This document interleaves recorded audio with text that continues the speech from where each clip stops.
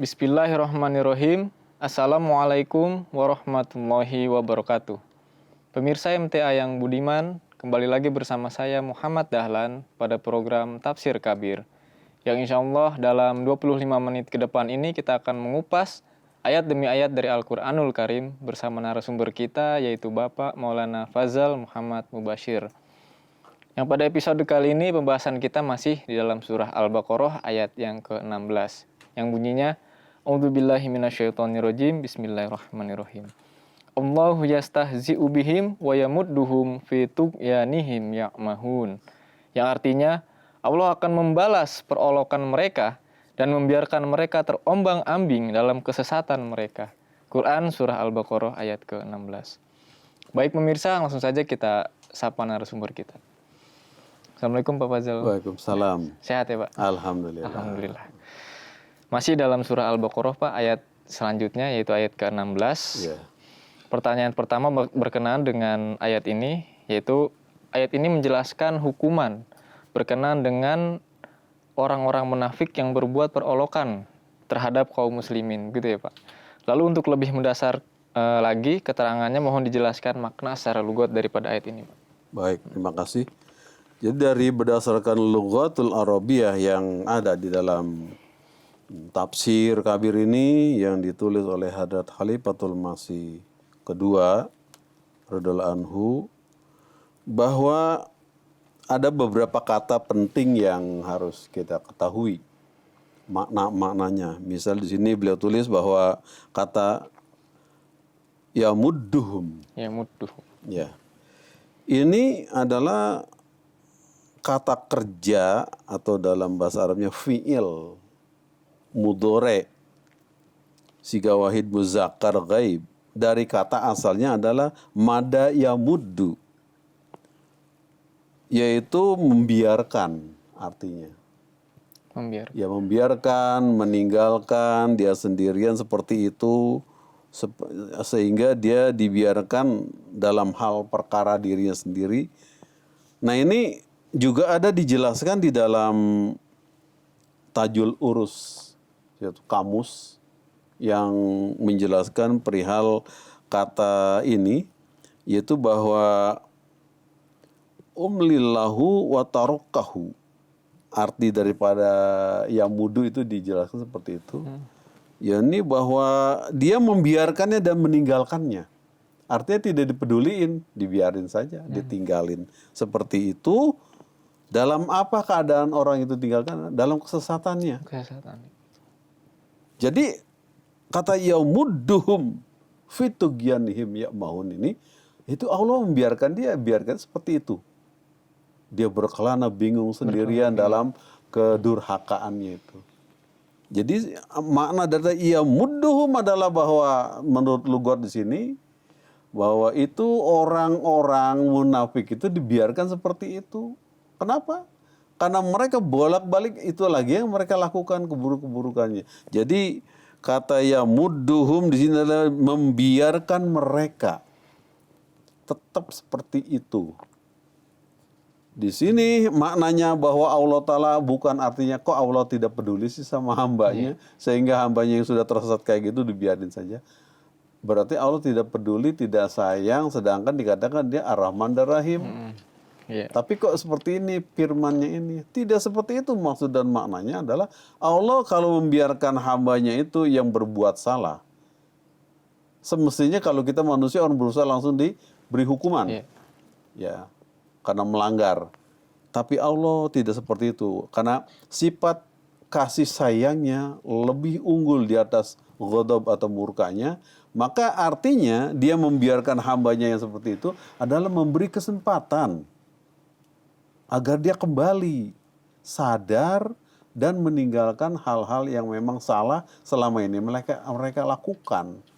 Jadi di sini dari segi lughat yamudduhum dari kata mada yamudu, membiarkan dia atau memberikan mereka seperti itu dalam kesesatannya adalah bahwa dia membiarkan dan meninggalkan dan dibiarkan saja. Kemudian ada kata selanjutnya yang perlu juga dipahami menurut lughat di sini adalah tughyanihim. Ini Tughyan adalah merupakan akar kata atau masdar dari kata yatqa, tagya yatga atau togo yutgi. Ini selain dari bentuk kata-kata ini merupakan masdar atau akar kata, artinya adalah bahwa melebihi daripada kebiasaan, ketentuan, pemikiran yang wajar. Jadi apa sih maksudnya ayat ini? Adalah kebiasaan orang-orang munafik itu dibiarkannya adalah melebihi daripada hal yang wajar. Artinya apa? Kayak ibaratnya sesuatu itu dilepas tanpa dikendalikan lagi. Iya. Jadi itu kenapa mereka ini orang-orang munafik ini dikatakan seperti itu dalam ayat ini?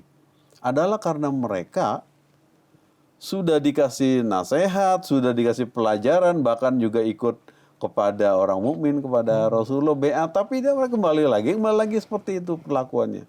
Sehingga di sini dikatakan tughyanihim, mereka tenggelam di dalam keburukan mereka sendiri. Nah, ini makna secara lugotnya ya. Iya. Kemudian dikatakan bahwa arti kata tughya ini adalah melampaui batas dalam hal kekafiran di sini. Mereka sungguhnya tuh udah kelewat batas. Udah lewat daripada kewajaran. Tingkah lakunya dalam hal mana membenci Islam. Apalagi, kenapa begitu? Karena mereka selalu tadi dibakar oleh para syayatinihim mereka itu, teman-temannya, para besar orang kafir itu. Mereka diojok-ojok terus supaya kamu jangan mendekati, bahkan kamu harus melawannya. Nah, ini nasib orang-orang munafik yang sesungguhnya mereka tahu kebenaran itu sudah ada dengan mengikuti Rasulullah SAW. Tapi karena mereka memang orang-orang yang bernasib tidak baik, dan bahkan lebih mendekati kepada orang-orang kafir tadi itu, syayatin yang mereka ada merupakan sahabatnya, saudaranya, temannya sendiri yang seperti itu, sehingga dikatakan sini mereka itu tenggelam seperti itu keadaannya, itu tughyanihim. Mereka itu tenggelam dalam keadaannya. Nah, ini kata-kata ini mengandung hal dari segi lugatul arabiyahnya, bahwa mereka dibiarkan tenggelam, terombang-ambing seperti itu terus-menerus, lebih daripada kewajaran. Karena memang perbuatan mereka sendiri, sehingga seolah-olah dia itu seperti dihukum kayak gitu, dibiarkan saja. Lalu ada lagi kata yang ketiga dari ayat ini yang perlu kita ketahui dari segi logatnya adalah ya'mahun. Ini juga merupakan kata kerja yang sedang atau akan, dan merupakan fi'il mudhari siga jama muzakkar ghaib dari kata amaha. Apa maknanya? Amaha itu adalah bahwa mereka tuh dikatakan keadaannya itu tersesat, bingung, berkelana. Jadi tidak tahu arah, tidak tahu alamat yang benar. Mereka pergi ke sana sini nggak tahu ada batasnya kemana. Nah, itu yang dikatakan tadi, mereka itu bagaikan tenggelam di dalam kedurhakaannya. Nah, ini adalah perbuatan akibat daripada sikap mereka. Yang mana Allah begitu kasih sayangnya sudah menurunkan Quran Karim sebagai petunjuk, sudah mengutus nabinya Muhammad SAW, dan mereka pun sudah mengenal dan ikut baiat, tetapi karena mereka memang sifatnya adalah munafik, hanya di mana ada untung di sana mereka ada. Begitu besok dia kembali kepada orang-orang kafir, kalau kafir jelas menolak. Tapi orang munafik ini kiri kanan dia cari untung semua. Sehingga dia katakan, ya kami hanya berolok-olok saja, tidak serius itu ikut bergabung dengan Muhammad dan para sahabatnya. Kami hanya berolok saja. Jadi keuntungan hanya seperti itu saja mereka dapati. Tapi sungguhnya bukan keuntungan, tapi sungguhnya ada satu kerugian bagi mereka. Karena mereka sudah mengenal adanya petunjuk yang benar, tapi mereka tidak mengamalkannya. Bahkan kembali kepada syayatin tadi itu. Nah, ini ada 3 kata pokok, yaitu yamudduhum, tughyanihim, dan ya'mahun dalam ujung kalimat dari ayat ini. Jadi ada juga dijelaskan lagi mengenai yang ketiga, ya mahun adalah bahwa amahur rajul, artinya adalah bahwa orang dalam keadaan tersesat, bingung berkelana, atau dia bertengkar nggak pernah habis, bingung dalam perjalanan, mana yang sebenarnya atau mana yang asli. Ini juga sebagai satu idiom atau muhawarah. Jadi ketika seorang tidak bisa memberikan dalil atau tidak bisa berargumentasi, maka keadaan yang seperti itu juga dinamakan amaha. Dari kata ya'mahuna adalah berasal dari kata amaha. Ya'mahu artinya mereka tidak ada dalil, tidak punya keterangan, tidak punya alasan, dan hanya berkelana bingung seperti itu saja di dalam sifat-sifat mereka. Kemudian juga ada dijelaskan lagi bahwa seseorang yang tidak punya dalil, tidak bisa memberikan argumen, itu juga disebut orang yang amah tadi itu, orang yang tidak ada ketegasan, tidak punya ada keterangan. Nah, ini secara lughatul Arabiyanya. Jadi jelaslah ada 3 hal pokok yang disampaikan di sini dalam ayat ini, yaitu mereka yang betul-betul seperti itu hidupnya berkelana, bingung, tidak punya pegangan. Itu dari segi lughatnya, dari beberapa 3 kata-kata pokok yang dijelaskan di sini. Baik Pak, tadi kita telah menjelaskan berkenaan dengan hal lugot. Sekarang kita masuk ke dalam tafsirnya Pak. Nah, di dalam ayat ini kan Allah Ta'ala berfirman bahwasannya Dia akan membalas perolokan orang-orang munafik ini dengan perolokan lagi, begitu Pak. Nah, ada kritikan dari orang-orang non-muslim bahwasannya Tuhannya orang Islam itu berolok-olok seperti manusia. Nah, bagaimana ini Pak? Mohon dijelaskan secara tafsir dari tafsir Kabir ini. Ya, baik, terima kasih. Jadi apa yang dimaksud dengan kata bahwa Allah Ta'ala akan membalas dengan perolokan lagi, itu bukan seperti apa yang dikatakan bahwa kok Tuhannya orang Islam itu memperolok-olok kayak manusia gitu. Bukan seperti itu maksudnya. Tapi maksudnya adalah Allah Ta'ala membalas perbuatan orang-orang munafik itu ada sebagai suatu memberikan kesempatan dan biarkan mereka seperti itu. Perolokan-perolokan yang mereka lakukan itu bukan berarti sebagaimana dipahami oleh sebagian para pengkritik Quran Karim. Nauzubillah, Tuhan orang Islam itu berolok-olok seperti manusia. Bahkan maksudnya adalah bahwa suatu kejahatan digunakan kata-kata jahat yang setimpal, merupakan kaidah umum dalam bahasa Arab dan dipakai di dalam Quran Karim, dan maksudnya adalah bahwa Allah akan membalas perolokan mereka. Jadi ajaran Quran Karim dalam hal ini jelas sekali bahwa Allah Ta'ala tidak berolok-olok sebagaimana manusia berolok-olok. Terbukti di dalam surah lain, yaitu pada ruku 8 mengenai Nabi Musa alaihissalam. Di sana dijelaskan bahwa Allah berfirman ketika Musa berkata kepada kaumnya agar mereka itu meninggalkan perbuatan syirik menyembah anak sapi, kaumnya malah berkata, apakah engkau berolok-olok kepada kami?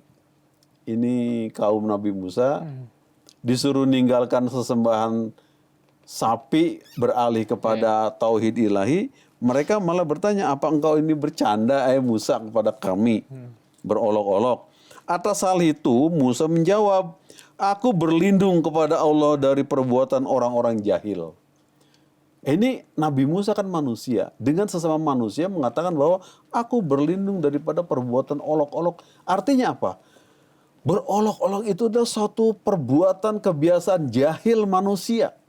Nah Allah Ta'ala nggak mungkin akan berolok-olok sebagaimana pemahaman yang dituduhkan itu. Bahwa Tuhannya orang Islam kayak manusia aja ya berolok-olok. Tidak seperti itu. Maksudnya adalah apa? bahwa Allah membiarkan itu kaum munafikin seperti itu. Apa tujuannya? Apakah Allah kemudian kejam membiarkan mereka tidak beri hidayah? Padahal kasih sayang Tuhan itu besar, melebihi daripada yang lain. Maksudnya adalah bahwa Allah memberikan kesempatan kepada mereka. Begitu sabarnya sifat Allah Ta'ala, sehingga memberikan kesempatan panjang kepada kaum munafikin ini agar mereka sadar. Tapi nasibnya buruk munafik ini. Terus saja seperti itu, sehingga dikatakan mereka seolah-olah tenggelam, berputar-putar di dalam kedurhakaannya. Tidak ada kesadaran untuk kembali bahwa mereka itu salah. Dan mereka sudah mengetahui ajaran yang benar adalah datang dari Nabi Muhammad Rasulullah Sallallahu Alaihi Wasallam. Nah ini Allah biarkan seperti itu, tujuannya bukan memperolok-olok sebagaimana manusia berbuat olok-olok pada hal lain sesama manusia. Seperti tadi dibacakan, dikasih tahu Nabi Musa menyuruh kepada kaumnya, tinggalkan kamu, jangan menyembah sapi, itu kan benda mati. Mereka bilang, Musa enggak olok-olok sama kami, ya bercanda katanya. Kata Musa, nauzubillahi min zalik, daripada perbuatan itu. Kenapa? Itu perbuatan orang jahil, berolok-olok itu. Jadi kita sini juga boleh disadari bahwa perbuatan kalau kita bercanda berolok-olok itu merupakan perbuatan orang yang jahil. Jahil itu artinya adalah orang yang tidak punya ilmu, bodoh, yang tidak tahu karakter, sifat, dan makna yang sebenarnya. Jadi itu hal-hal yang tidak mungkin zat Allah Ta'ala berbuat olok-olok sebagaimana manusia. Tuhan Maha mengetahui segala macam apa yang ada di alam semesta, karena Dia yang memiliki, dan Dia adalah alimul ghaib wasyahadah. Dia Maha mengetahui apa yang ghaib dan apa yang nampak. Artinya bahwa tuduhan terhadap Tuhan orang Islam dikatakan berolok-olok, bagaimana manusia berolok-olok, adalah suatu tuduhan yang tidak benar dan tidak ada dasarnya. Jauh daripada kebenaran tuduhan tersebut. Jadi jelas sekali di sini bahwa adakah yang lebih besar selain daripada Allah dalam hal perkataan yang benar? Jadi tidak ada. Firman-firman Allah itu sempurna.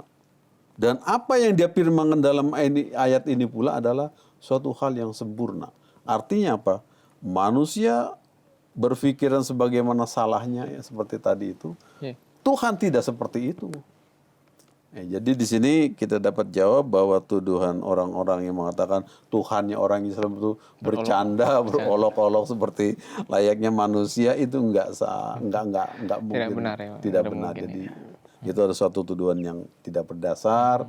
Ya namanya orang nuduh, ya kalau ibaratnya kita pakai cincin yang dari permata bagus, yang orang dicek juga benar itu permata yang mahal, tapi kalau orang benci dan tidak senang, bisa dikatakan itu Pak, kamu cincinnya kayak batu koral. Nah, seperti itu juga, walaupun ini firman Allah. Tapi kalau manusia tidak senang, dia bisa katakan seperti itu, bahwa Tuhannya orang Islam berolok-olok sebagaimana manusia berolok-olok. Itu adalah suatu tuduhan yang tidak ada dasar, salah.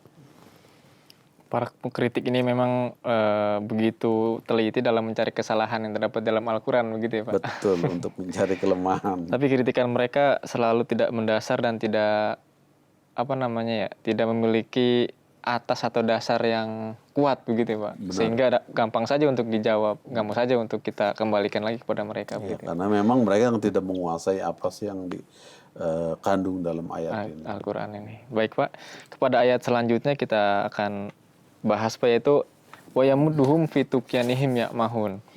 Allah Ta'ala membiarkan orang-orang munafik ini berkelana bingung atau terombang-ambing dalam kedurhakaan mereka.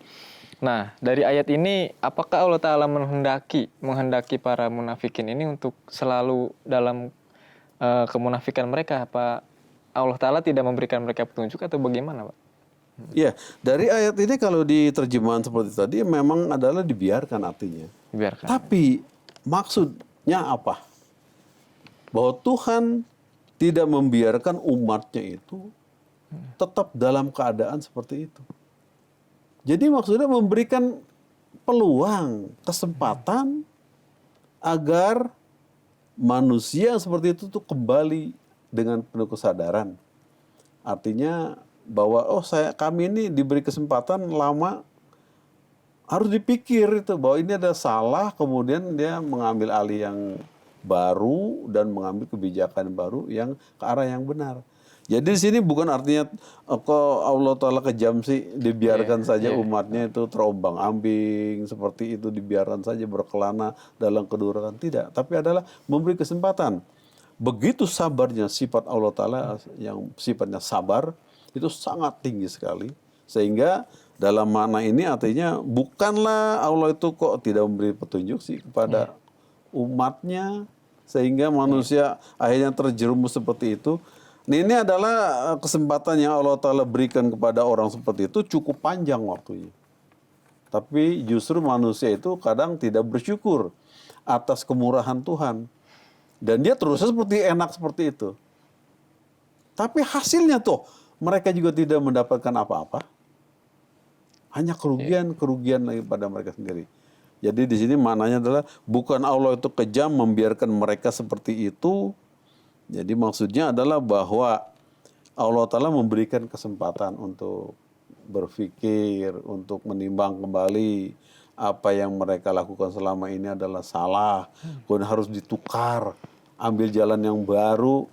Karena sudah ada sih, kenapa ayat ini turun adalah mereka bangsa-bangsa Arab waktu itu ada juru penerangnya, yaitu Muhammad Sallallahu Alaihi Wasallam. Allah Ta'ala utus kepada mereka. Tapi mereka justru hanya sekadar bercanda saja, berolok-olok seperti gitu itu. Sehingga dibiarkan. Ya itulah nasib mereka. Akhirnya mereka tidak dapat apa-apa. Jadi Allah bukan tega ya. Kok tega sih Tuhan ya orang Islam membiarkan umat seperti itu. Dibiarin aja. Sudah diberi petunjuk tapi memang nasib mereka adalah seperti itu. Lebih senang kepada kemudaratan, lebih senang kepada kemunafikan, mereka tetap seperti itu. Bahkan mereka bangga mengatakan kami hanya bercanda saja tuh. Waktu dia kembali kepada para sayatinnya tadi itu orang-orang kafir.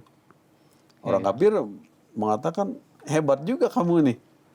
Kesana untung, kesini untung kamu. Banyak teman hebat bisa mengatakan. Nah itu penilaian mereka yang memang negatif seperti itu.